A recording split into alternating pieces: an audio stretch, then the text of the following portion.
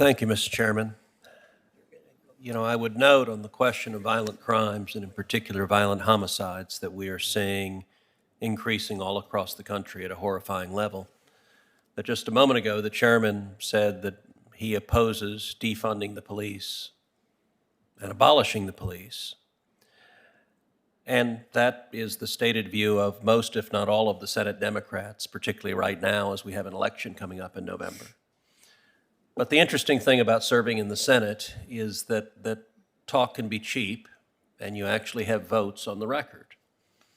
So last year, when President Joe Biden nominated one of the leading advocates of abolishing the police in the country, a woman named Vanita Gupta, to the number 3 position at the U.S. Department of Justice, the chairman of this committee and every Democrat on the committee had an opportunity to state their views and to cast a vote.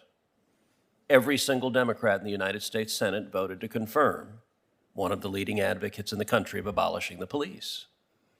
President Biden then gave Democrats a second opportunity to take a view on this topic when he nominated Kristen Clarke to a senior position in the U.S. Department of Justice. Once again, every single Democrat in the United States Senate voted to confirm Kristen Clarke. So now Democrats have voted to confirm 2 of the leading advocates of abolishing the police and defunding the police in the country. The chairman says he doesn't support Soros DAs that refuse to prosecute violent crime, that let violent criminals go. Well, again, facts are stubborn things. One of those Soros DAs was a prosecutor named Rachel Rollins, who in Suffolk, Massachusetts, put out a list of 15 crimes, many of which were violent, that she would not allow her prosecutors to prosecute. President Biden nominated Ms. Rollins to be the United States Attorney for the Commonwealth of Massachusetts. And at this point, you know where this ends. Every single Democrat in the entire Senate voted to confirm Ms. Rollins, a Soros prosecutor who would not prosecute a significant number of violent criminals, to be the U.S. Attorney. Actions have consequences. When it comes to firearms, our Democratic colleagues are eager to target law-abiding citizens, and yet they consistently diminish or refuse to acknowledge defensive use of firearms that preserve people's lives. I read from you a 2013 executive order, and in fact the report that was published pursuant to that executive order, from the White House of President Barack Obama, hardly a right-wing source. According to the Obama White House, and I am quoting here, quote, "Defensive use of guns by crime victims is a common occurrence, although the exact number remains disputed.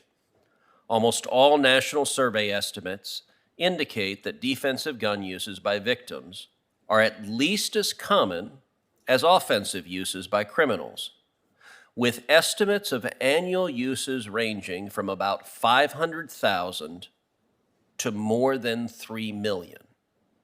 In other words, what the Obama White House told America is that up to 3 million times a year, an American uses a firearm in a defensive capacity, in a capacity to prevent a violent crime, in a capacity to protect themselves, in a capacity to protect their children.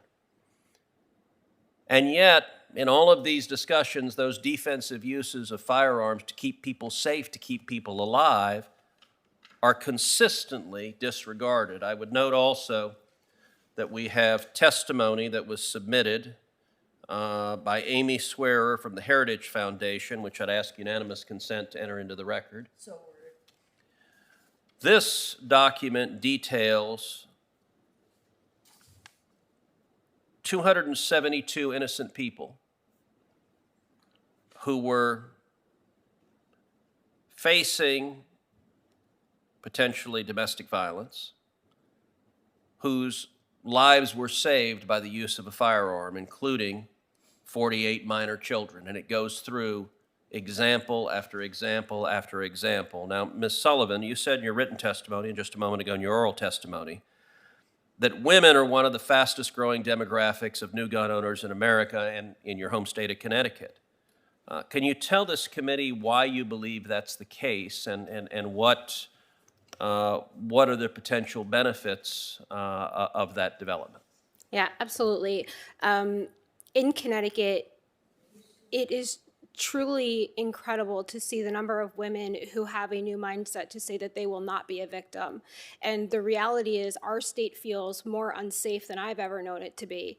I've had individuals come up my driveway that don't belong there, and we are truly seeing a new state of things in Connecticut where it is very unsafe, and women are flocking to the range. Classes are filling up where they are understanding, as empowered feminist women, that they have the ability to defend themselves. And one of the things that's often overlooked is, if there is a larger offender, there are very few things that a woman can use to truly defend herself the way she can with a firearm, a knife, a bat. None of those things really give her the ability to have equal force. And it's very important that we're clear that this is about defensive use. This is not offensive use. And women are understanding and realizing that they have the ability to protect their own lives with this tool.